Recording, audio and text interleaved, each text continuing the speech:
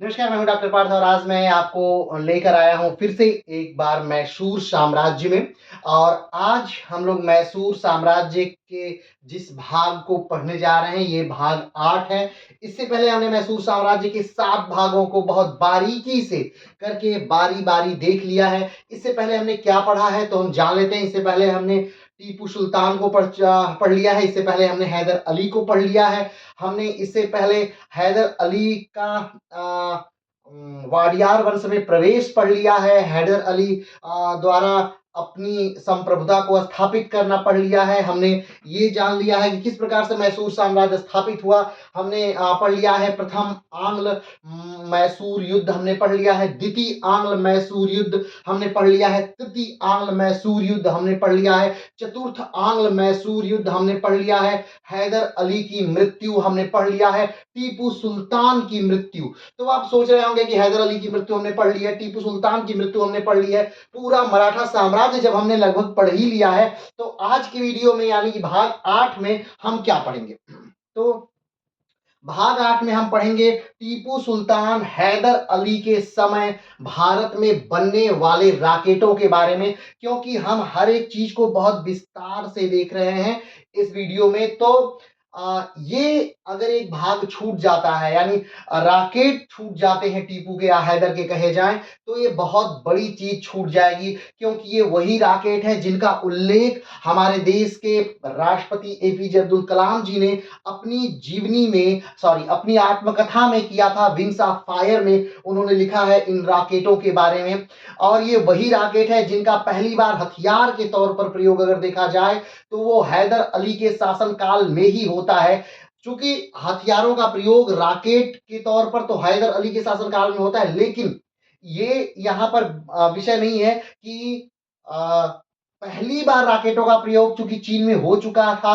बारूद का भी प्रयोग चीन में ही, आप जानते हैं सबसे पहली बार चीन ने ही बारूदों को खोज की। वैसे चीन बहुत सारी चीजों का एक तरह से जन्मदाता रहा है, क्योंकि चीनी सभ्यता बहुत प्राचीन सभ्यता है। इसलिए कागज का आविष्कार हो, चाहे कागज के नोटों का आविष्कार हो, या फिर अगर देखा जाए तो चीनी का एक तरह से खोज हो, या रेशम के धागों की खोज हो, रेशम के कपड़ों की खोज हो, या चाय की खोज हो, ये सारी चीजें जो हैं ये चीन से ही ओरिजिन है। और या बारूद की खोज हो, ये सब चीजें जो हैं वो चीन से ही कहीं ना कहीं निकल करके आई हैं। तो आज जो ये रॉकेट हैं ये रॉकेट भी कहीं ना कहीं चीन से ही निकल के आए हैं, लेकिन इन रॉकेटों का प्रयोग चीन में घोड़ों को नियंत्रित करने के लिए, या यूं कहें तो घोड़ों को डराने के लिए प्रयोग किया जाता था। लेकिन इसका युद्ध के तौर पर प्रयोग, इसका एक हथियार के तौर पर प्रयोग जो अगर देखा जाए तो हैदर अली के शासनकाल में प्रारंभ होता है। अब बात आती है कि हैदर अली कौन थे, टीपू सुल्तान कौन थे, मैसूर साम्राज्य कहां से आया दक्षिण भारत में। यहाँ दक्षिण भारत में तो कभी देखा जाए तो अकबर का शासनकाल रहा, या उससे पहले अगर हम लोग चले तो औरंगजेब, बाद की बात है तो औरंगजेब का शासनकाल रहा, अलाउद्दीन खिलजी का शासनकाल रहा, यहाँ पर यानी बड़े बड़े साम्राज्यों का शासनकाल रहा। तो दक्षिण के इस इलाके में हैदर का साम्राज्य कैसे स्थापित हुआ, इन सारी बातों को आइए शुरू से लेकर अंत तक के विस्तार से हम इस इतिहास को जानने का प्रयास करते हैं। और आज जो मूल विषय है, मूल थीम है हमारा, वो है टीपू और हैदर के समय में बनने वाले भारत के रॉकेट, जो विश्व के पहले ऐसे हथियारों के तौर पर प्रयोग किए जाते थे। और यहीं से ये टेक्निक सीख करके ये अंग्रेज अमेरिका ले जाते हैं, और अमेरिका की क्रांति में भी वो इसका प्रयोग करते हैं, अमेरिका की क्रांति को दबाने के लिए। उसके बाद वाटरलू का जो युद्ध होता है नेपोलियन बोनापार्ट से, उनको हराने के लिए भी इस रॉकेटों का प्रयोग किया जाता है। यहां तक कि अमेरिकी राष्ट्रगान जो है उसमें भी इन रॉकेटों का जिक्र आपको मिलेगा। जब आप उनकी लाइनों को पढ़ेंगे तो आपको शुरुआती पंक्तियों में ही ये रॉकेटों का जिक्र मिलेगा। तो इन सारी बातों को आज हम उल्लेखित करेंगे, लेकिन इस पहले शुरू करने से पहले इस एक बार पूरी तरह से शुरू से हम कनेक्ट करते हैं। इस वीडियो के बाद मात्र एक और वीडियो मैसूर साम्राज्य का आएगा, जिसमें शुरू से लेकर अंत तक के पूरे मैसूर साम्राज्य को हम लोग समाप्त करेंगे शन के माध्यम से। यानी मैसूर साम्राज्य के महत्वपूर्ण क्षणों को एक और वीडियो में हम देखेंगे और उसके साथ ही मैसूर साम्राज्य खत्म हो जाएगा और हम लेकर के आएंगे अवध साम्राज्य। ठीक है, तो चलिए प्रारंभ करते हैं। सबसे पहले आपको इसे जानने से पहले जानना होगा कि हमारे देश भारत में, यानी भारत की कोई कल्पना उस समय तो नहीं ही थी जब ये आक्रमणकारी भारत पर आक्रमण कर रहे थे। हाँ, लेकिन फिर भी हम एक भूखंड की बात करते हैं, हम जम्बूद्वीप की बात करते हैं, क्योंकि जामुन का वृक्ष बहुत ज्यादा होता था, इसलिए इसे जम्बूद्वीप कहा जाता था। चलिए, तो यहाँ पर आक्रमण होते हैं, बार बार आक्रमण होते हैं और उस समय है 1191, जब तराइन का प्रथम युद्ध भारत में हो रहा है, जिसमें पृथ्वीराज चौहान की जीत होती है, मोहम्मद गोरी की हार होती है। लेकिन तराइन के द्वितीय युद्ध में पृथ्वीराज चौहान की करारी शिकस्त होती है और मोहम्मद गोरी की जीत हो जाती है। मोहम्मद गोरी की जीत के साथ ही भारत में सल्तनत काल का प्रारंभ हो जाता है और 1206 में जब मोहम्मद गोरी की मृत्यु होती है, उस समय से भारत में प्रारंभ हो जाता है गुलाम वंश। ठीक, गुलाम वंश भारत में 1206 से लेकर के 1290 तक लगातार चलता है और गुलाम वंश के बाद आता है खिलजी वंश, खिलजी वंश के बाद आता है तुगलक वंश, तुगलक वंश के बाद आता है सैयद वंश और सैयद वंश के बाद आता है लोदी वंश और लोदी वंश समाप्त हो जाता है 1526 में। यानी जब बाबर का भारत पर आक्रमण होता है 1526 में, पानीपत का प्रथम युद्ध होता है 1526 में और उसी पानीपत के प्रथम युद्ध में मार दिए जाते हैं इब्राहिम लोदी और लोदी की मृत्यु के साथ ही भारत में सल्तनत काल का समापन हो जाता है और जो मुगल वंश होती है उसकी नींव पड़ जाती है। यानी मुगल वंश का प्रारंभ होना और सल्तनत काल का समाप्त होना, इब्राहिम लोदी का मरना और पानीपत का प्रथम युद्ध होना और भारत का शासक बाबर का बनना, ये सारी चीजें एक साथ प्रारंभ होती हैं। सल्तनत काल का एकमात्र राजा जो युद्ध के मैदान में मारा जाता है वो है इब्राहिम लोदी, जो लोदी वंश का आखिरी शासक माना जाता है। तो चलिए, वहीं से ये इतिहास सल्तनत काल का समाप्त होता है। लेकिन हम बात करेंगे सल्तनत काल के इतिहास की, जब भारत में मुगल काल सल्तनत अभी नहीं आई थी। हम उससे पहले के इतिहास के ही बारे में थोड़ा विस्तार से बात करते हैं। ठीक है, क्योंकि ये सल्तनत जो है, टीपू और हैदर अली की सल्तनत जो है, ये एक मुगल सल्तनत के कहीं बाद आएगी, लेकिन इसकी नींव जो है कहीं ना कहीं उसी समय पड़ी थी। तो आइए विस्तार से हम जानते हैं। तो आप हमने बताया कि 1206 से लेकर 1206 से लेकर के 1290 तक जो वंश चलता है उसे गुलाम वंश कहते हैं। गुलाम वंश कहने का मुख्य कारण इसमें था कि इसमें ज्यादातर जो राजा बनते हैं, शासक बनते हैं, वो गुलाम ही थे। वो कहीं ना कहीं राजा द्वारा खरीदे हुए लोग थे और वो बाद में सल्तनत के मुख्य शासक बन गए, इसलिए उसे गुलाम वंश कह दिया गया। गुलाम वंश का जब समापन होता है उसके बाद आता है खिलजी वंश।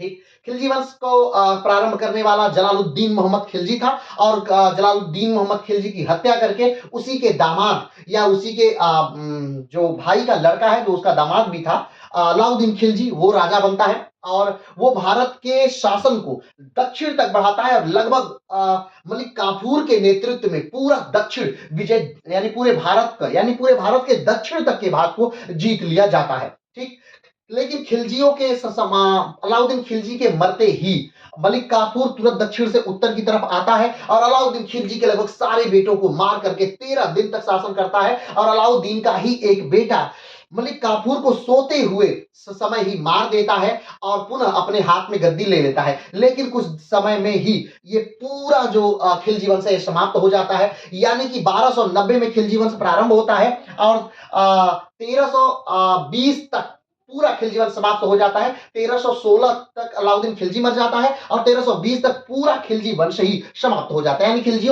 जितनी तेजी से ऊपर की तरफ गए, उतनी ही तेजी से खिलजी नीचे की तरफ आकर के धड़ाम से गिरे और पूरा खिलजी वंश समाप्त हो गया। खिलजियों के समाप्त होने के बाद, यानी कि गुलाम वंश गया, उसके बाद खिलजी वंश आया, उसके बाद तुगलकों का शासनकाल आया। ठीक, तो तुगलकों का जब शासनकाल आया तो तुगलकों के संस्थापक जो थे, यानी तुगलक वंश का को प्रारंभ करने वाले जो व्यक्ति हैं, वो गयासुद्दीन तुगलक हैं और गयासुद्दीन तुगलक की हत्या करके उन्हीं का पुत्र मोहम्मद बिन तुगलक गद्दी पर बैठ जाता है। लेकिन मोहम्मद बिन तुगलक अगर देखा जाए तो सल्तनत काल का सबसे ज्यादा पढ़ा लिखा व्यक्ति है। लेकिन अगर दूसरी नजर से देखा जाए तो सबसे सल्तनत काल का सबसे ज्यादा नकारा राजा है, यानी उसके द्वारा लगाई हुई सारी स्कीमें क्या हो जाती हैं, फेल हो जाती हैं। कोई भी चीज जो वो अपने समय में करता है वो सक्सेसफुल नहीं होता, इसलिए उसे बेहतरीन राजाओं में या नहीं माना जाता, उसे बहुत घटिया राजाओं में गिना जाता है। भारत के सबसे बेकार राजाओं में से एक राजा माना जाता है। चलिए तो बात करते हैं, तो उसी समय में भारत के दक्षिण में एक राजवंश का उदय होता है।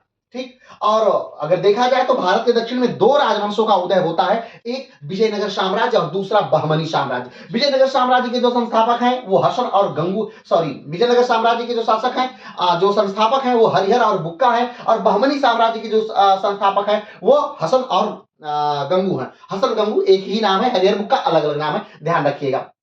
ठीक है, और कमेंट बॉक्स में बताइएगा कि बहमनी साम्राज्य की स्थापना कब हुई थी और विजयनगर साम्राज्य की स्थापना कब हुई थी। ठीक है, तो बहमनी साम्राज्य की जब स्थापना होती है उससे पहले ही विजयनगर साम्राज्य की स्थापना हो चुकी है। विजयनगर साम्राज्य की स्थापना के लगभग 10 वर्ष बाद बहमनी साम्राज्य की स्थापना होती है, और बहमनी साम्राज्य जो है वो विजयनगर साम्राज्य से पहले ही छोटे छोटे भागों में टूट जाता है, जैसे बरार, बीदर, गोलकुंडा, बीजापुर और अहमदनगर इत्यादि भागों में टूट करके अलग अपना राज्य अलग अलग बन जाता है, यानी एक बहमनी साम्राज्य कई छोटे छोटे राज्यों में बढ़ जाता है। इसके बाद इधर हम बात करते हैं, अगर विजयनगर साम्राज्य की बात करें तो विजयनगर साम्राज्य का विजयनगर साम्राज्य भी कई वंशों के अंतर्गत राज करता है, जैसे संगम, सुलुभ, तुलुभ, अराबिलु। ठीक, लेकिन जो संगम, सुलुभ, तुलुभ है यही मुख्य वंश है, क्योंकि अराबिलु किसी तरह घसीट के चलने वाला राजवंश था। इसके अंतर्गत बहुत ज्यादा प्रगति और बहुत ज्यादा विकास नहीं हुआ है, बस किसी तरह वो राजवंश चला है। संगम, सुलुभ और तुलुभ, जो तुलुभ है उसी के अंतर्गत अगर देखा जाए तो विजयनगर साम्राज्य का सबसे ज्यादा विस्तार हुआ, और देखा जाए तो कृष्णदेव राय जो भारत के सबसे महान शासकों में एक थे, और तुझके बाबरी में बाबर जिनके बारे में लिखता है कि भारत का सबसे शक्तिशाली शासक जो है वो कृष्णदेव राय है, तो वो तुलुभ वंश के ही थे, संगम, सुलुभ, तुलुभ। ठीक है, तुलुभ वंश के थे। तो ध्यान दीजिए, तो क्या होता है कि जो बहमनी साम्राज्य है इसके जो टूटे हुए भाग हैं वो सब मिलकर के विजयनगर साम्राज्य पर आक्रमण कर देते हैं, एक छोड़कर, यानी बरार को छोड़ करके सारे जो हैं बीजापुर, गोलकुंडा, अहमदनगर, ये सारे मिलकर के चार साम्राज्य मिलकर के आक्रमण कर देते हैं। किस पर आक्रमण कर देते हैं, तो विजयनगर साम्राज्य पर। और ये जो एक युद्ध होता है, जोरदार युद्ध होता है, ये युद्ध होता है 1565 में, इसे बन्नी हट्टी का युद्ध कहते हैं या राक्षसी तगड़ी का युद्ध कहते हैं। ठीक है, तो ये युद्ध होता है और इसमें विजयनगर साम्राज्य की राजधानी यानी हम्पी को बुरी तरह जला दिया जाता है और पूरी तरह से विजयनगर साम्राज्य को नेस्तनाबूद कर दिया जाता है। वो अलग विषय है कि इसके बाद भी विजयनगर साम्राज्य कई वर्षों तक चलता है। ठीक है, लेकिन विजयनगर साम्राज्य का जो अस्तित्व था वो यहां पर लगभग समाप्त हो जाता है। ठीक, इसके बाद क्या होता है कि इसी राजवंश के बाद, यानी कि विजयनगर साम्राज्य के ढेर पर, अवशेषों पर ही एक नया राजवंश 1612 में प्रारंभ होता है जिसका नाम है वाडियार वंश। ठीक है, वाडियार वंश के अगर देखें सारे संस्थापक कौन है, तो वेंकट द्वितीय है। वेंकट द्वितीय 1612 में वाडियार वंश की नींव डालते हैं इसी विजयनगर साम्राज्य वाले भाग पर, जो का लेकिन छोटे से राजवंश के तौर पर वाडियार वंश का जन्म होता है 1612 में। ठीक है, यहां तक हमने बात कर ली। अब ध्यान दीजिए, वाडियार वंश का प्रारंभ होता है, वाडियार वंश धीरे धीरे धीरे धीरे आगे की तरफ बढ़ता है। इसी वाडियार वंश में एक सैनिक के तौर पर भर्ती होता है 1721 में जन्म लेने वाला एक व्यक्ति जिसका नाम है हैदर अली। हैदर अली चूंकि अनपढ़ है, ये पढ़ा लिखा व्यक्ति नहीं है, इसलिए इसका ये सैनिक के तौर पर भर्ती होता है। इसके पिता भी एक सैनिक ही थे वाडियार वंश में ही, इसलिए ये भी एक सैनिक के तौर पर भर्ती होता है। लेकिन धीरे धीरे अपनी काबिलियत के दम पर, अपनी सेना नायक क्षमता के दम पर, अपनी बेहतरीन रण कुशलता के दम पर ये सेना नायकों के आंखों में आता है, अच्छे अच्छे लीडरों के आंखों में आता है और इसे एक अच्छी पोस्ट दे दी जाती है। ठीक, जब इसे एक अच्छी पोस्ट मिल जाती है तुरंत उसका लाभ उठाता है और धीरे धीरे धीरे धीरे शक्ति का संचय अपने हाथों में करने लगता है। ये मराठों को हराता है और बेहतरीन ढंग से वाडियार वंश के अगर देखा जाए तो नजरों में आ जाता है। ठीक है, 1761 का वो समय है जब वाडियार वंश के हाथों से पूरी शासन सत्ता को छीन करके जो हैदर अली है वो अपनी सत्ता को स्थापित कर देता है। ये समय है 1761 का। अब 1761 में ऐसा क्या हुआ था कि इसने अपनी शासन सत्ता को स्थापित ये कर दिया और इसने मराठों पर कई बार आक्रमण किए, मराठों को के कई भूभागों को जीता, इसने आक्रमण किया निजामों पर, निजामों के कई भूभागों को जीता। तो इस तरह से जो हैदर अली है अपने साम्राज्य का विस्तार कर पाता है। लेकिन इसी समय भारत में एक और शक्ति है, एक और ताकत है जो कि ठीक है। एक और शक्ति है, एक और ताकत है जो भारत में विस्तार कर रही है अपनी शक्ति को, और इधर से हैदर अली भी अपने साम्राज्य का विस्तार कर रहा है, और दोनों का यहाँ पर दोनों की महत्वाकांक्षाएं टकराती हैं, और वो है अंग्रेज। अंग्रेज और हैदर अली दोनों की महत्वाकांक्षाएं टकराती हैं, और दोनों में युद्ध होना स्वाभाविक बात है। तो यहां से प्रारंभ होता है हैदर अली का युद्ध, किससे? तो अंग्रेजों के साथ। तो आइए एक बार पूरी तरह से देख लेते हैं हैदर अली और अंग्रेजों के युद्ध को। तो अगर देखा जाए तो पहला जो युद्ध है हैदर अली से अंग्रेजों का जो युद्ध होता है, पहला युद्ध जिसे हम प्रथम आंग्ल मैसूर युद्ध के नाम से जानते हैं, वो कब हुआ था? तो 1967, सॉरी ये 1967 लिखा गया है, ये गलत है, ये है 1767। ठीक है, 1767 से लेकर के 1769 तक ये युद्ध चलता है। ठीक है, और इसमें हैदर अली एक बेहतरीन रण कुशलता दिखाता है, बेहतरीन वो युद्ध क्षमता दिखाता है, और लोगों की नजर में हैदर अली आता है। क्योंकि इससे पहले अगर देखा जाए तो लोगों को ये लगता है कि अंग्रेज जो हैं ये अविजित है, यानी इन्हें हराया नहीं जा सकता। वो अलग बात है कि अंग्रेजों को औरंगजेब ने बहुत बुरी तरह हराया था, ये अलग बात है कि अंग्रेजों को औरंगजेब शाहजहां ने बहुत बुरी तरह हराया था। लेकिन उनके बाद अगर देखा जाए तो अंग्रेज अविजित थे, अंग्रेजों को कोई नहीं हरा पा रहा था। तो लोगों की नजर में एक बात बैठ गई कि अंग्रेजों को हराया नहीं जा सकता। लेकिन हैदर अली ने प्रथम आंग्ल मैसूर युद्ध में हरा करके ये साबित कर दिया कि नहीं, अंग्रेजों को हराया जा सकता है। और हैदर अली लोग जैसे लोग भी इस भूभाग पर हैं जो अंग्रेजों को बहुत बुरी तरह हरा सकते हैं। ठीक है, तो 1767 से लेकर 1769 तक ये युद्ध होता है, और एक संधि होती है मद्रास की संधि 1769 में, और मद्रास की संधि के साथ ही प्रथम आंग्ल मैसूर युद्ध का समापन होता है। अगर हम बात करें कि प्रथम आंग्ल मैसूर युद्ध की खास बातें क्या है, तो तो शुरू में अगर बात करें तो मराठा जो है, मराठा और निजाम ये अंग्रेजों के पक्ष में है। ठीक है, अब आप सोचेंगे मराठा और निजाम इसमें से कहां से आ गए, तो ध्यान दीजिएगा, थोड़ा सा भारत का मैप आपको यहां पर समझना होगा।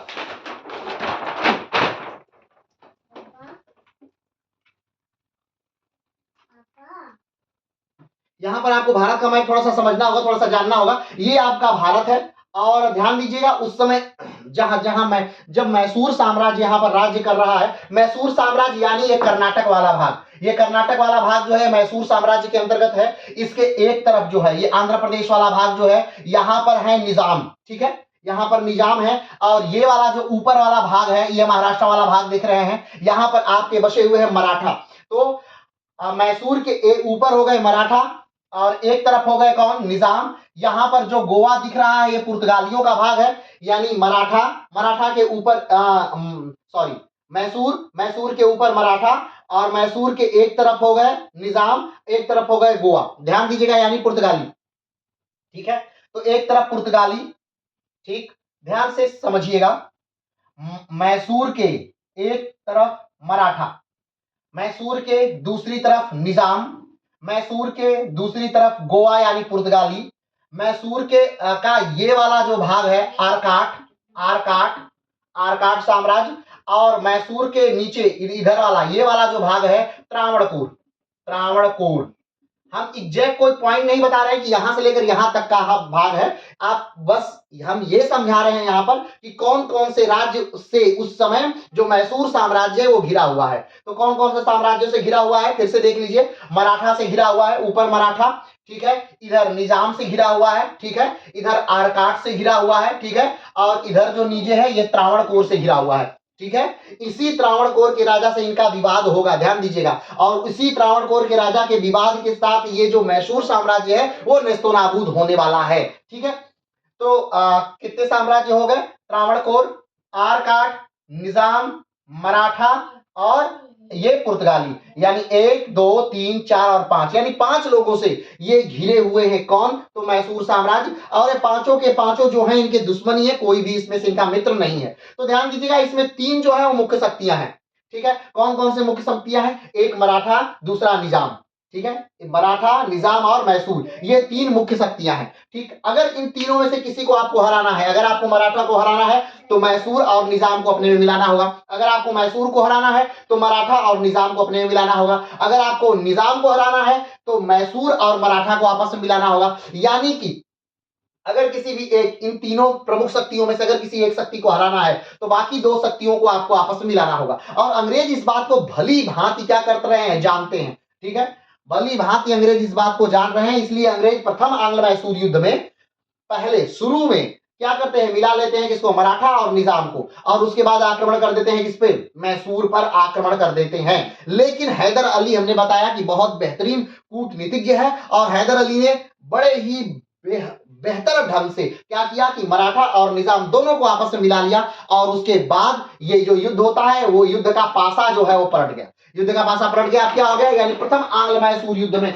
जीत जाते हैं। कौन जीत गया, तो प्रथम आंग्ल मैसूर युद्ध में जीत जाता है हैदर अली। ठीक, प्रथम आंग्ल मैसूर युद्ध में क्या हो गया, हैदर अली जीत गया। अगर इस समय देखा जाए बंगाल का गवर्नर कौन है, तो ये बरेलास्ट है। कौन है, बरेलास्ट। और बरेलास्ट कब से कब तक लेकर भारत का बंगाल का गवर्नर था, तो ये गवर्नर था 1767 से लेकर 1769 तक। यानी कहा जा सकता है कि जब तक प्रथम आंग्ल मैसूर युद्ध चलता है तभी तक ये जो बरेलास्ट है ये बंगाल का गवर्नर है। ध्यान रखिएगा, सिर्फ गवर्नर की बात कर रहे हैं, बंगाल के गवर्नर की बात कर रहे हैं। क्लियर है, चलिए आगे बढ़ते हैं। तो ये है क्या, मद्रास की संधि से समाप्त होने वाला प्रथम आंग्ल मैसूर युद्ध, जिसमें निजाम और मराठा शुरू में अंग्रेजों के पक्ष में रहे, लेकिन बाद में हैदर अली के पक्ष में आ गए, और हैदर अली इसमें जीत जाता है, अंग्रेज इसमें हार जाते हैं। हैदर अली अंग्रेजों से हरजाना लेता है। ठीक है, और पहली बार है दक्षिण में, ऐसा पहली बार है कि कोई भारतीय राजा अंग्रेजों को इतनी बुरी तरह हरा करके उनसे युद्ध की धनराशि वसूलता है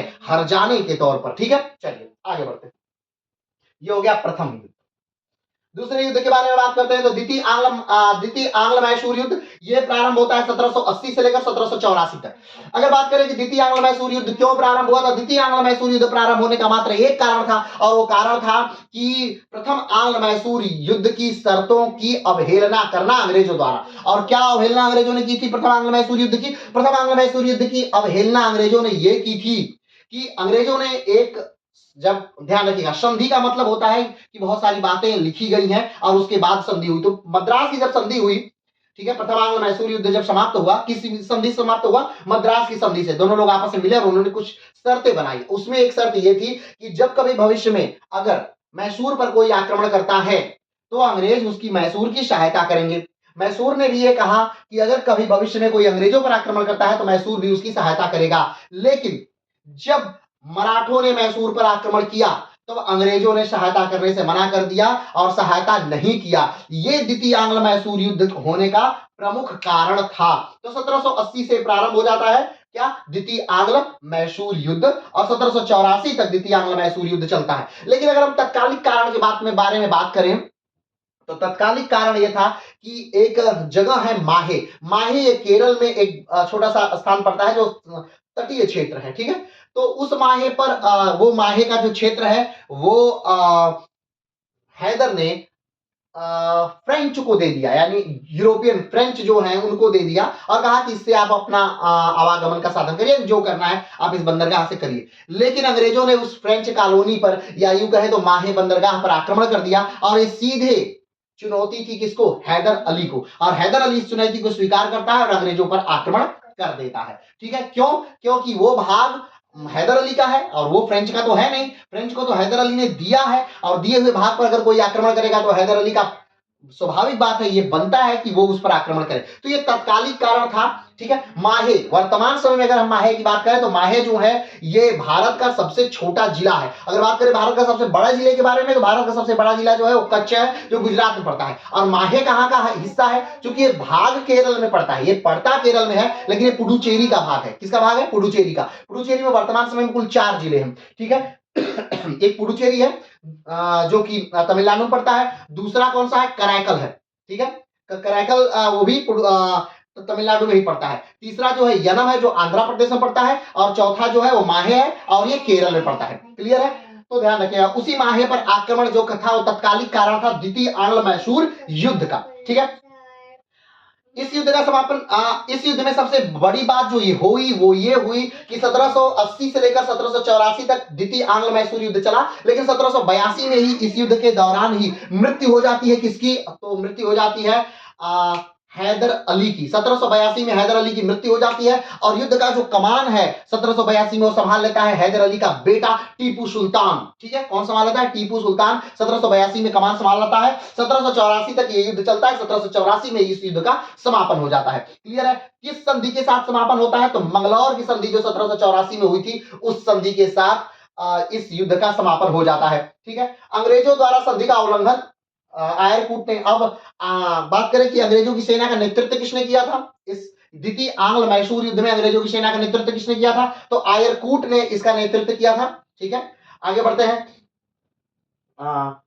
हैदर की मृत्यु हो जाती है इसी द्वितीय आंग्ल मैसूर युद्ध में। कौन से युद्ध में? तो पोटोनोवा के युद्ध में मृत्यु हो जाती है। और इस समय बंगाल के अंतिम गवर्नर कौन है? तो वॉरेन हेस्टिंग है। ध्यान दीजिएगा, वॉरेन हेस्टिंग 1772 से लेकर 1774 तक वॉरेन हेस्टिंग भारत के बंगाल के गवर्नर रहे और भारत के पहले गवर्नर जनरल भी वॉरेन हेस्टिंग ही रहे। कब से कब तक? तो 1774 से लेकर 1785 तक।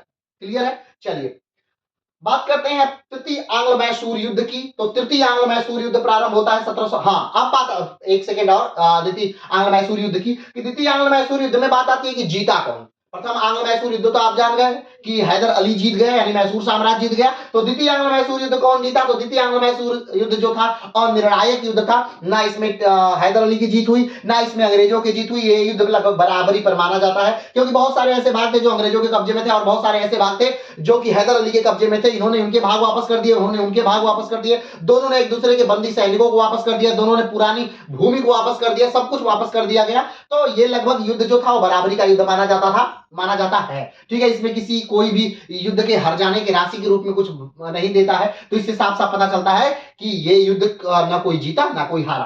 ठीक, तृतीय आंग्ल मैसूर युद्ध। तृतीय आंग्ल मैसूर युद्ध का प्रारंभ होता है 1790 में। ठीक है, 1790 से लेकर 1792 तक तृतीय आंग्ल मैसूर युद्ध चलता है। अब बात आती है कि तृतीय आंग्ल मैसूर युद्ध होता क्यों है? तो तृतीय आंग्ल मैसूर युद्ध इसलिए होता है क्योंकि जो डच थे वो भारत में जो कुछ जमीन उनकी थी वो बेच दिए थे। किसको? त्रावणकोर के महाराज को। हमने आपको बताया कि मैसूर के दक्षिण में जो है कि केरल वाली भूमि में त्रावणकोर साम्राज्य था। ये वही त्रावणकोर साम्राज्य है जो कभी स्तन पर कर लगाता था, यानी महिलाओं के स्तन रखने पर कर लगाता था। नीच जाति की जो महिलाएं थी उनको यानी कि आप इसके बारे में कभी विस्तार से पढ़िएगा। तो महिलाओं के स्तन रखने पर ये कर लगाया जाता था, स्तन कर इसे करते हैं। और अगर इस कर से आप मुक्ति चाहते हैं तो आपको स्तनों को अपने वस्त्रों से ढका नहीं होना चाहिए। आपके अगर स्तन अगर खुले हैं तो वो कर नहीं लिया जाता था, लेकिन अगर वो स्तन ढके हैं, आपने कपड़ों से स्तनों को ढक रखा है तो कर लिए जाते थे। ठीक है, इसलिए ही त्रावणकोर साम्राज्य काफी ज्यादा प्रसिद्ध रहा। ये वही त्रावणकोर साम्राज्य है। चलिए आगे बढ़ते हैं।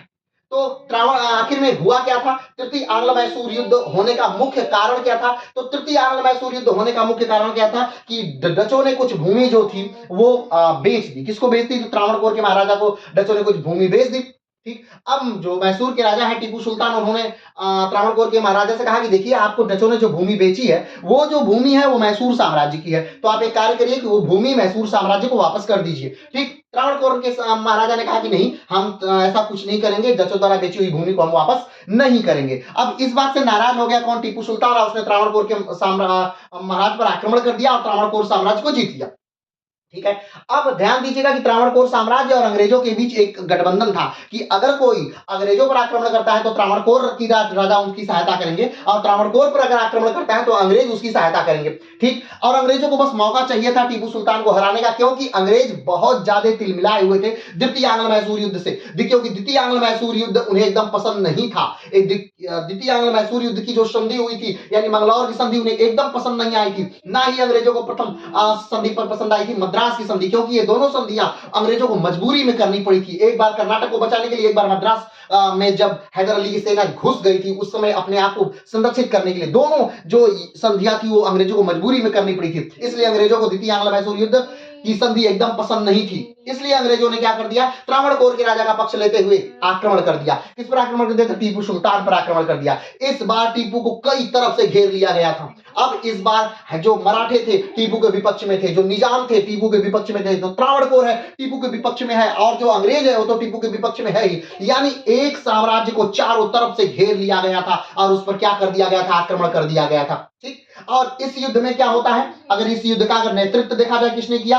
तो इस युद्ध का नेतृत्व करते हैं कॉर्नवालिस, जो अंग्रेजों का एक बहुत बेहतरीन सेना नायक है, जिसने कभी अमेरिका में से सरेंडर किया था। याद करिएगा, अमेरिका की क्रांति को जब हम पढ़ेंगे तो आपको पता चलेगा कि अमेरिका की क्रांति में सरेंडर करने वाला जो व्यक्ति है वो यही लॉर्ड कॉर्नवालिस है। और यही लॉर्ड कॉर्नवालिस जिसकी मृत्यु यही गाजीपुर में हो गई, यानी कि गाजीपुर में जिसकी कब्र है, यानी भारत के राज्य उत्तर प्रदेश का एक जिला है गाजीपुर, जो कि लहुरी काशी के नाम से फेमस है और जो कि वाराणसी से सटा हुआ है, वहीं पर लॉर्ड कॉर्नवालिस का मकबरा है, ये वही कॉर्नवालिस है। ठीक है, तो इसका कॉर्नवालिस ने इसमें युद्ध का नेतृत्व किया और बहुत बुरी तरह टीपू को क्या कर दिया, हरा दिया। और इस युद्ध में जब कॉर्नवालिस टीपू को हराता है तो कॉर्नवालिस ने एक बात कही थी कि हमने अपने दोस्तों को बिना ताकतवर बनाए ही अपने दोस्तों को दुश्मन को पूरी तरह से नेस्त नाबूद कर दिया, क्योंकि इसमें जो हैदर ने अपनी 50% भूमि अंग्रेजों को दे दिया और उस भूमि को अंग्रेजों ने बहुत बुरे ढंग से बांट लिया, यानी कुछ भूमि मराठा को दे दिया, कुछ निजाम को दे दिया और कुछ अंग्रेज ले लिया।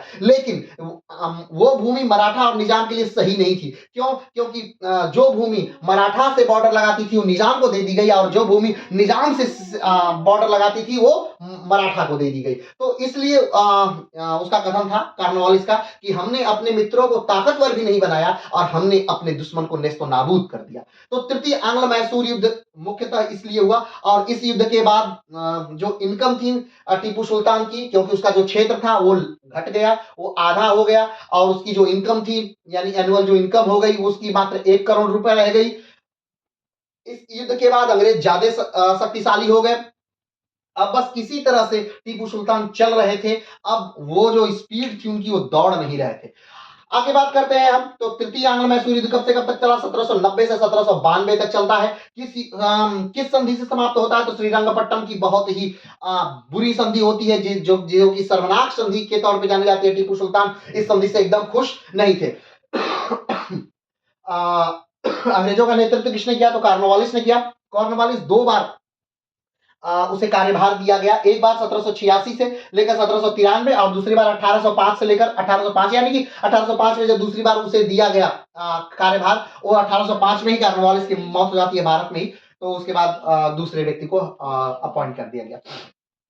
आगे बढ़ते हैं, हम चतुर्थ आंग्ल मैसूर युद्ध की तरफ चलते हैं। चतुर्थ आंग्ल मैसूर युद्ध होने का मुख्य कारण था टीपू सुल्तान की शर्मिंदगी, क्योंकि टीपू सुल्तान तृतीय आंग्ल मैसूर युद्ध से संतुष्ट नहीं थे। वो अब चाहते थे अपने पुराने खोई हुई प्रतिष्ठा को पाने के लिए, और इसलिए उन्होंने विदेशियों से यानी दूसरे देशों के लोगों से अपनी जान पहचान बढ़ानी शुरू की, उनको भारत में बुलाना शुरू किया। अंग्रेजों को हराने के लिए नए नए पैतरे उन्होंने खोजना शुरू किया। कस्तूनिया से उन्होंने संपर्क बढ़ाया, मिस्र से उन्होंने संपर्क बढ़ाया, उन्होंने फ्रांस से संपर्क बढ़ाया, उन्होंने रसिया से संपर्क बढ़ाया, उन्होंने बहुत सारे देशों से उन्होंने चीन से संपर्क बढ़ाया, और उन देशों के मदद से वो कहीं ना कहीं अंग्रेजों को हराना चाह रहे थे। जब ये बात अंग्रेजों को पता चली तो उन्होंने कहा कि इन सारे देशों की मदद पहुंचने से पहले, और फ्रांस से तो इस ऐसे जान समझ सकते हैं आप कि फ्रांस का नेपोलियन बोनापार्ट भारत पर आक्रमण कर भी चुका था। क्योंकि भारत तो पहुंचा नहीं था, वो उधर के देशों में ही उलझ के रह गया, भारत कभी पहुंचा नहीं। लेकिन हाँ, उसने रसिया से कई बार कहा कि आप आक्रमण करिए, और चूंकि रसिया ने आक्रमण किया भी, लेकिन उस समय रसिया में तख्ता पलट हो गया, इसलिए रसिया उस समय अपनी ही समस्याओं में व्यस्त हो गया और भारत पर वो आक्रमण नहीं कर पाया। लेकिन हाँ, कहीं ना कहीं मैसूर का फ्रांस से एकदम बहुत ही नजदीकी संबंध था, और फ्रांस भारत की मदद करना भी चाहता था एक तरह से। अब वो चाहे भारत की मदद करना चाह रहा हो या फिर वो भारत में अंग्रेजों को हराना चाह रहा हो फ्रांस, लेकिन हाँ, फ्रांस की सेनाएं टीपू की मदद के लिए तैयार थी। तो अंग्रेजों को डर था कि कहीं इस समय ये अंग्रेजों को डर था, या ये कहा जाए कि पूरा यूरोप उस समय फ्रांस से डरा हुआ था। उस समय नेपोलियन बोनापार्ट का शासन था फ्रांस में, इसलिए पूरा यूरोप ही लगभग फ्रांस से डरा हुआ था। तो इस प्रकार से चतुर्थ आंग्ल मैसूर युद्ध हुआ, अंग्रेजों ने आक्रमण कर दिया, और उस समय जो जिसके नेतृत्व में ये लड़ाई हो रही थी वो थे आर्थर वेलेजली। ये आर्थर वेलेजली वही है जो 1815 में वाटरलू के युद्ध में नेपोलियन बोनापार्ट को हरा देंगे। ये आर्थर वेलेजली वही हैं जो कि इस चतुर्थ आंग्ल मैसूर युद्ध में टीपू सुल्तान को एक तरह से मिटा देंगे, समाप्त कर देंगे। और आर्थर वेलेजली वही है जो बाद में जाकर ब्रिटेन के 2-2 बार प्रधानमंत्री बनेंगे, और आर्थर वेलेजली वही है जो आज भी ब्रिटेन के एक बहुत ही बेहतरीन ब्रिटिश नागरिक माने जाते हैं। आर्थर वेलेजली वही है, ये ब्रिटेन के हीरो बन जाएंगे। ये टीपू सुल्तान को हराने के बाद, नेपोलियन बोनापार्ट को हराने के बाद, और द्वितीय आंग्ल मराठा युद्ध में मराठों को हराने के बाद भी। ठीक है, चलिए आगे बढ़ते हैं। उस समय अगर देखा जाए भारत के गवर्नर जनरल कौन थे, तो उसमें लॉर्ड वेलेस्ली थे। ध्यान रखिएगा, लॉर्ड वेलेस्ली बड़े भाई हैं, आर्थर वेलेस्ली उन्हीं के छोटे भाई हैं। एक बाद में जाके लॉर्ड जो वेलेस्ली हैं, लॉर्ड वेलेस्ली ये ब्रिटेन के वित्त मंत्री बनते हैं, और आर्थर वेलेस्ली जो है वो ब्रिटेन के 2 बार प्रधानमंत्री बनते हैं। चलिए आगे बढ़ते हैं।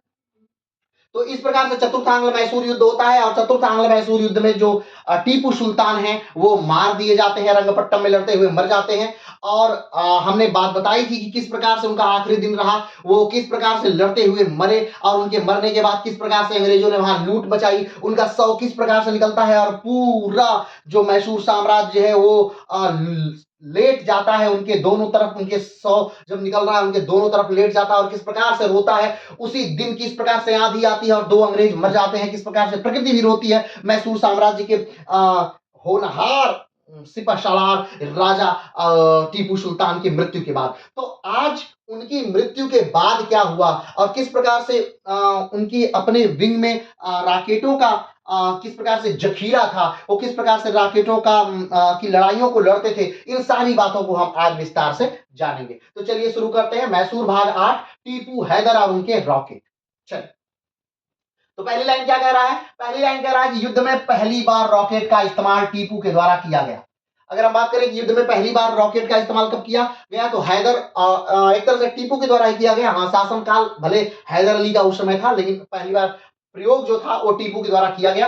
लेकिन रॉकेट का और बारूद का आविष्कार चीन में हुआ था।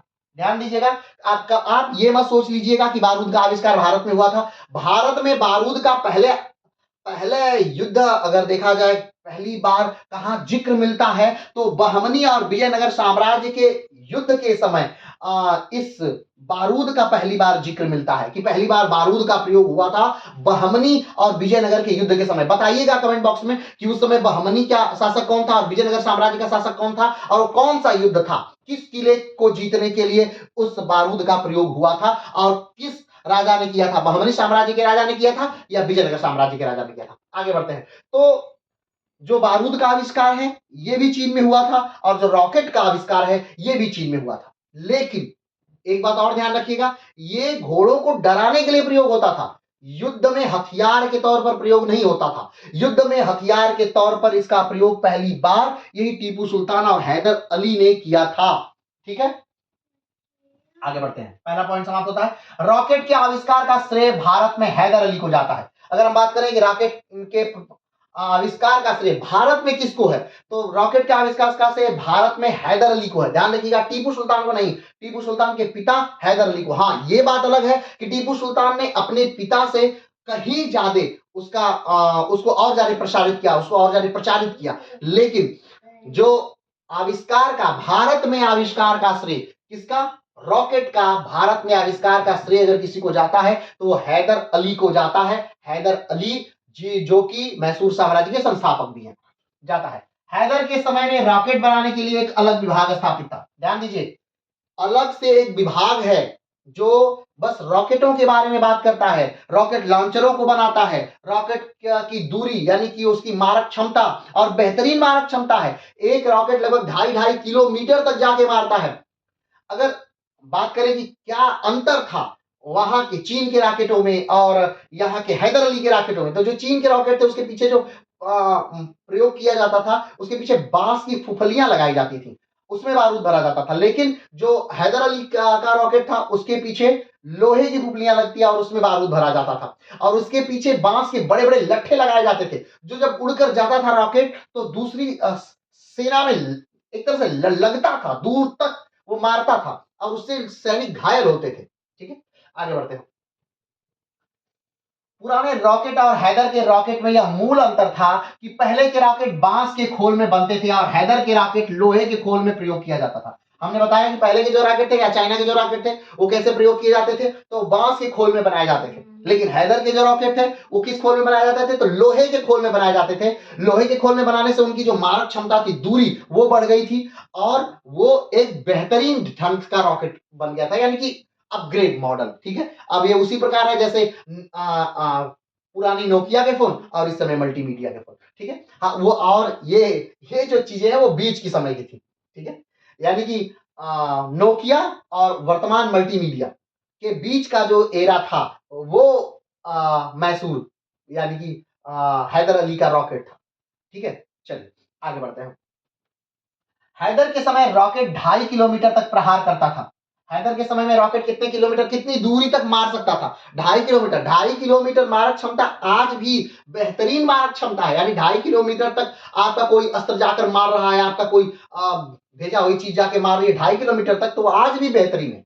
यानी 2.5 किलोमीटर तक रॉकेट का जाना आज भी, यानी ये वो कार्य कर रहा है कब? 1799 में। ये वो कार्य कब कर रहा है? 1780 में, ठीक है। और आज के समय में भी ये अच्छी दूरी है मारक क्षमता में, ये अच्छी दूरी है 2.5 किलोमीटर। आगे बढ़ते हैं। करता था। मैसूर की सेना में अलग से रॉकेट रेजिमेंट भी थी जिसका कार्य रॉकेट का विकास करना था। मैसूर की सेना में अलग से रॉकेट रेजिमेंट है, उस रेजिमेंट का नाम है रॉकेट रेजिमेंट है, ठीक है। और उसका कार्य क्या है? उसका कार्य बस है कि रॉकेट को कैसे लॉन्च करना है, उसको कैसे विकास करना है, उसमें ऐसा क्या लगा देना है जिससे दुश्मन को ज्यादा से ज्यादा नुकसान हो पाए, ये सारी बातें और रॉकेट रेजिमेंट करेगी, ठीक है। वो अलग डिपार्टमेंट है। चलिए आगे बढ़ते हैं। हैदर के समय रॉकेट लॉन्चर हुआ करता था जो एक साथ 10 से 12 रॉकेट लॉन्च किया करता था। अब ध्यान दीजिए, रॉकेट लॉन्चर है, ठीक है। और एक साथ एक रॉकेट उस रॉकेट लॉन्चर में से नहीं जा रहा है। जैसे आप जब रॉकेट, आज भी जब पटाखों के समय में रॉकेट लगाते हैं तो एक बोतल ले लेते हैं, बोतल में एक रॉकेट रखते हैं, माचिस लगाते हैं, एक रॉकेट उड़ के जाता है, ठीक। लेकिन ध्यान दीजिए, हैदर के समय में रॉकेट लॉन्चर है, यानी एक मशीन है और उसमें एक साथ 10 से 12 रॉकेट लगाए जाते हैं और सब एक साथ उड़ेंगे और जाकर दुश्मन सेना पर 2.5 किलोमीटर दूर जाकर के क्या करेंगे? हमला करेंगे, ठीक है। तो रॉकेट लॉन्चर से रॉकेट लॉन्च होते हैं, ऐसे ही हाथ से जलाकर नहीं, रॉकेट लॉन्चर से रॉकेट लॉन्च होते थे। और एक समय में रॉकेट लॉन्चर में कितना? 10 से 12 रॉकेट निकल करके जाते थे और मारते थे दुश्मन को। चलिए आगे बढ़ते हैं। शुरुआत में रॉकेट रेजिमेंट की संख्या 1200 थी जो बाद में 5000 हो गई, ठीक। जो रॉकेट रेजिमेंट थी उसमें सैनिकों की जो संख्या थी शुरुआत में वो 1200 थी। फिर भी 1200 एक बड़ी सैनिक संख्या है। यानी 1200 लोग जो हैं वो रॉकेट रेजिमेंट में कार्य कर रहे हैं। उनका कार्य बस इतना है, रॉकेट के विकास, रॉकेट को बनाने, रॉकेट का निर्माण, रॉकेट को दूर तक भेजने, उसकी खामियों को निकालने, उसकी चीजों को अच्छा बनाने के लिए, करने के लिए है, ठीक है। 1200 लोग। लेकिन बाद में संख्या क्या हो जा रही है? घट नहीं रही है और बढ़ रही है। बाद में रॉकेट जो विभाग है उसमें 5000 का लोग कार्य करने लग रहे हैं। कितने लोग? 5000 लोग रॉकेट विभाग में। चलिए आगे बढ़ते हैं। रॉकेट युद्ध में कितना प्रभाव डालते हैं इसका पता चलता है 1780 में हुए एक लड़ाई से, ठीक है। 1780 में कौन सी लड़ाई हुई थी? हमने नाम बताया था, तो ध्यान से सोच करके कमेंट बॉक्स में बताइएगा कि कौन सी लड़ाई थी 1780 में जो हुई थी, जिसमें टीपू सुल्तान ने बहुत बुरी तरह अंग्रेजों को क्या किया था? हराया था, ठीक है। तो आइए बात करते हैं उस लड़ाई की। 10 सितंबर 1780 के दिन विलियम बिली की अगुवाई में ब्रिटिश फौज ने मैसूर पर क्या कर दिया? हमला किया। विलियम बिली के नेतृत्व में मैसूर पर 10 सितंबर 1780 में दिन विलियम बिली के अगुवाई में ब्रिटिश फौज ने मैसूर पर क्या कर दिया? हमला किया। लेकिन इस युद्ध में ब्रिटिश आर्मी को बहुत बुरी हार मिली, ठीक। बहुत बुरी हार मिलने का कारण यह था कि पहली बार इस यहाँ पर आर्मी सैनिकों ने, यानी अंग्रेजों ने पहली बार यहाँ पर रॉकेट देखा, आर्मी ऑफिसरों ने पहली बार रॉकेट देखा, आर्मी के सिपाहियों ने पहली बार रॉकेट देखा और उनको लग गया ये तो भूत है, ये तो जादू है, मैसूर वाले तो जादू जानते हैं। और उसके बाद ब्रिटिश सेना में खलबली मच गई, भगदड़ मच गई और बहुत बुरी तरह अंग्रेज हारे। ये सोच से ज्यादा परे है कि इतनी बुरी तरह अंग्रेज शायद कभी नहीं हारे थे, बुरी तरह हार मिली। एक ब्रिटिश अफसर ने लिखा, एक ब्रिटिश अफसर जो है वो लिखते हैं, क्या लिखते हैं? ध्यान दीजिए। तो भारतीय इतिहास में इससे शर्मनाक हार का उदाहरण नहीं हो सकता। इस हार की वजह से मैसूर के रॉकेट, इनके हमलों ने अंग्रेजों को पस्त कर दिया। ब्रिटिश अफसरों और सैनिकों ने रॉकेट का इस्तेमाल पहली बार देखा, वो उसे फ्लाइंग प्ले कहते थे, ठीक। इस एक ऑफिसर, अंग्रेजी ऑफिसर लिखते हैं, क्या लिखते हैं? कि भारतीय इतिहास में अंग्रेजों की इससे शर्मनाक हार नहीं देखने को मिली थी, ठीक। 1780 के 10 सितंबर 1780 के विलियम बिली की अगुवाई में किए हुए आक्रमण की जो हार हुआ, जो हश्र हुआ, उससे बुरा हश्र उससे पहले अंग्रेजों का कभी नहीं हुआ था, ठीक। क्योंकि और ये कमाल कैसे हो पाया? तो मैसूर साम्राज्य के रॉकेटों ने यह कमाल किया, क्योंकि उससे पहले अंग्रेजों ने, सैनिकों ने, उनके अफसरों ने ऐसी कोई चीज नहीं देखी थी जो दूर से उड़कर आती हो और उनके ऊपर गिर जाती हो, कहर बरपा रही हो। ठीक, अंग्रेज उसे फ्लाइंग प्ले कहते हैं।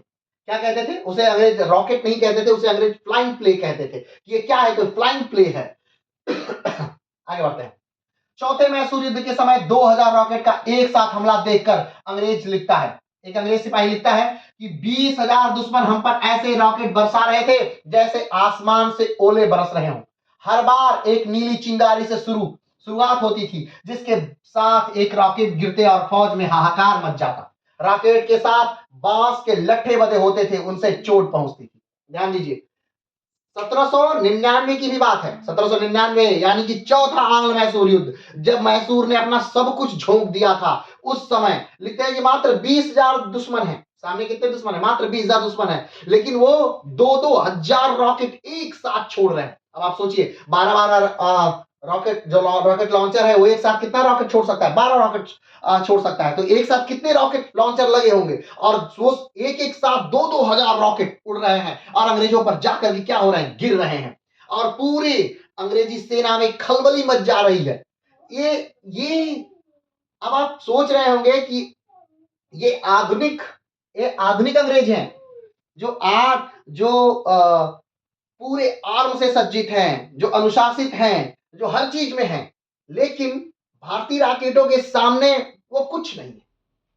अगर बस बेहतरीन ढंग से चारों तरफ से इन्हें घेर के न मारा गया होता मैसूर को, यानी एक तरफ से घेरे हुए हैं मराठे, एक तरफ से घेरे हुए हैं निजाम, एक तरफ से घिरे हुए हैं अंग्रेज, एक तरफ से घेरे हुए हैं त्रावणकोर, और सबने घेर करके एक साथ आक्रमण न किया होता तो शायद मैसूर को हराना नामुमकिन ही था। इतने बेहतरीन राजवंश। और आप देखिए कि गजब की टेक्नोलॉजी।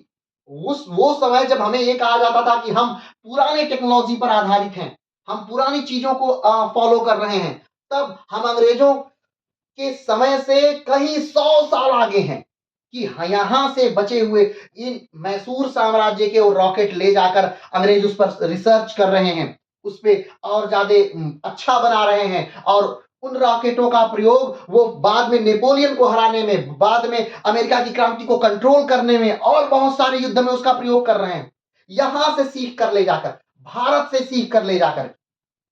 तो उस समय भारत को पिछड़ा कहना हथियार के मामले में, ये कहीं ना कहीं इतिहास ना जानने वाली बात हो जाएगी कि आप इतिहास नहीं जानते हैं तब ये आप ये बात कर रहे हैं। क्योंकि ये जो हथियार हैं, ये इतने बड़े बड़े हथियार, जो रॉकेट जैसी चीज है, ये भारत की धरती से निकल करके कहीं ना कहीं जा रही है, पूरे विश्व में गमन कर रही है। चलिए आगे बढ़ते हैं। चौथे मैसूर युद्ध के समय 2000 रॉकेट एक साथ हमला देखकर एक अंग्रेज लिखता है कि 20,000 दुश्मन हम पर ऐसे रॉकेट बरसा रहे थे जैसे आसमान से ओले बरस रहे हों। एक बार नीली चिंगारी से शुरुआत होती थी, जिसके साथ रॉकेट गिरते थे, फौज में हाहाकार मच जाता। रॉकेट के साथ बांस के लट्ठे बंधे होते, उनसे चोट पहुंचती थी। रॉकेटों से एक बांस का बड़ा बड़ा लट्ठा बंधा होता था और उससे बहुत ज्यादा क्या लगती थी? चोट लगती थी। चलिए आगे बढ़ते हैं। युद्ध के बाद अंग्रेजों ने मैसूर के हथियारों का जखीरा अपने कब्जे में लिया। ठीक, जब युद्ध समाप्त हुआ, चतुर्थ आंग्ल मैसूर युद्ध समाप्त हुआ, तो मैसूर के हथियारों का जो जखीरा है वो क्या किया ले जाता है? अंग्रेज अपने कब्जे में ले लेते हैं, जिसमें 600 रॉकेट लॉन्चर, 700 बारूद भरे रॉकेट, 9,000 खौली रॉकेट थे। ठीक है, इनमें से कुछ का सैंपल के तौर पर ब्रिटेन भेजा गया। जो ये चीजें अंग्रेजों ने अपने कब्जे में लिया, जैसे 600 लॉन्चर, रॉकेट लॉन्चर, 700 बारूद भरे रॉकेट, 9,000 खाली रॉकेट, इनको अंग्रेजों ने अपने क्या लिया? कब्जे में लिया। और इनमें से कुछ सैंपल के तौर पर ब्रिटेन भेज दिया, और कुछ को ब्रिटेन भेज दिया गया कि भाई देखिए इसमें क्या सुधार की जरूरत है और इसे अच्छा बनाइए, ये हमें नया हथियार मिला है, भेजा गया। और ब्रिटेन के वैज्ञानिक विलियम कॉनग्रीव ने इसका अध्ययन किया और इनमें सुधार किया। ये नाम याद रखिएगा, विलियम कॉनग्रीव। इन्होंने क्या किया था? रॉकेटों का अध्ययन किया और रॉकेटों में क्या किया? सुधार किया था। आगे बढ़ते हैं। रॉकेट का प्रयोग उस समय के यूरोप में सबसे बड़ी लड़ाई में इसका प्रयोग हुआ, यानी वाटरलू की लड़ाई में 1815 में, जिसमें नेपोलियन बोनापार्ट को हराया। नेपोलियन बोनापार्ट को हराया था आर्थर वेलेस्ली ने, और आर्थर वेलेस्ली ने ही हराया था किसको? इस टीपू सुल्तान को। तो आर्थर वेलेस्ली जानता था इन रॉकेटों का महत्व, इस रॉकेटों की काबिलियत को जानता था आर्थर वेलेस्ली, इसलिए उसने क्या किया, इसका प्रयोग वाटरलू के युद्ध में भी किया और उसने नेपोलियन को हरा दिया इन रॉकेटों के ही कहीं ना कहीं कहा जाए तो माध्यम से। यानी कि मैसूर का ये हथियार मैसूर के ही एक दोस्त को हराने में काम आया अंग्रेजों के। चलिए आगे बढ़ते हैं।